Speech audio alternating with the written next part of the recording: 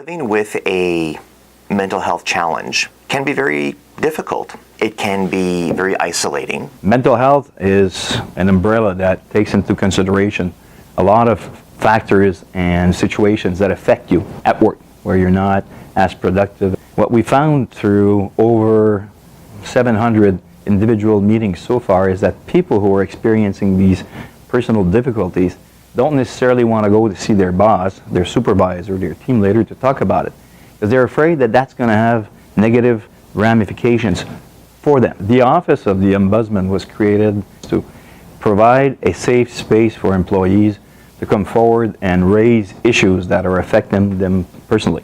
There's still a lot of stigma that surrounds mental health challenges and illness.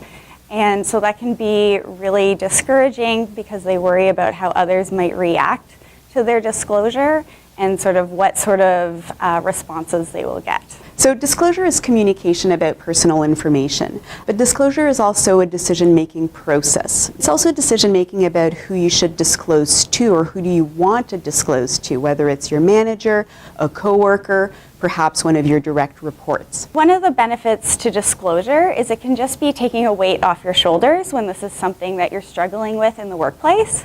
Another important potential benefit of disclosure is that it can help your manager get you the best kind of help that you need for your situation. My colleagues and I are very excited that we recently got significant funding from the Social Sciences and Humanities Research Council of Canada to look into how can managers create a climate or a workspace for their units in which employees who would be struggling with their mental health would feel the comfort to disclose this to them, and that disclosure would actually lead to benefits, advantages for all concerned. Our 5-year project has 3 main objectives: to gain appreciation for the disclosure process. What are the work-related factors that would not only give people the comfort to disclose, but that would also help to ensure that disclosure leads to good things? And the third objective is to develop a training program that will equip managers with the knowledge and skills to create a safe space in their units in which mental health discussions can occur. Several types of people are likely to benefit from our research. First and foremost, people who are living with a mental health challenge will likely gain some valuable insight from what we will reveal. It would also include those with whom they work, whether it's coworkers or managers.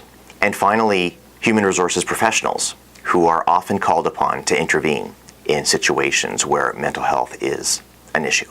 The results of the research will help reduce mental health stigma and will ultimately contribute to improving the workplace.